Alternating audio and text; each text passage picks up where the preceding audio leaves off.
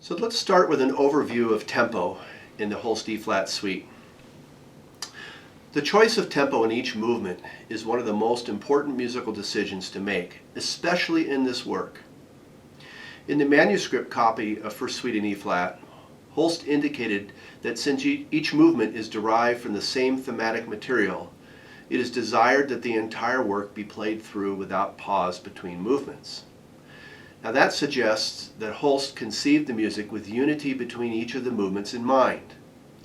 Tempos must therefore be selected with overall musical continuity being considered, as well as selecting tempos that achieve musical clarity for each movement. Now it is interesting to note that Holst gave no specific metronome markings in any of the movements, so one must use good musical instincts informed by knowledge of the entire score to make decisions about tempo. And tempo cannot be considered in isolation to everything else that is happening in the music. Qualities of the music such as harmonic tempo, that is how fast the harmony changes, rhythmic complexity, and density of counterpoint must be considered when making informed tempo choices. Tempo can be a powerful factor in achieving expressive clarity if one understands how it relates to the whole of the music.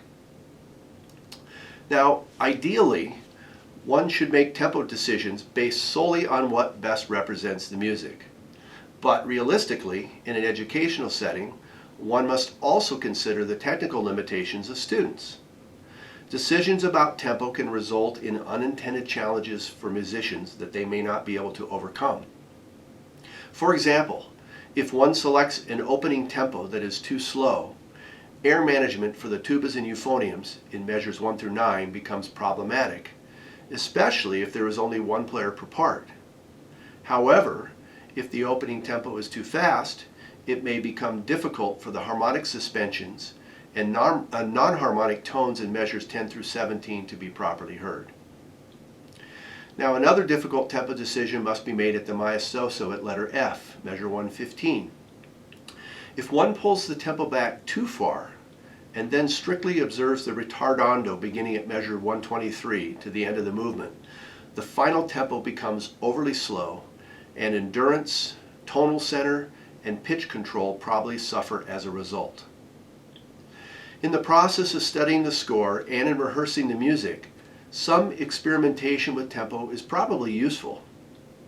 Balancing the interpretive needs of the music with the technical capabilities of the players will be an important consideration for all but the very finest ensembles.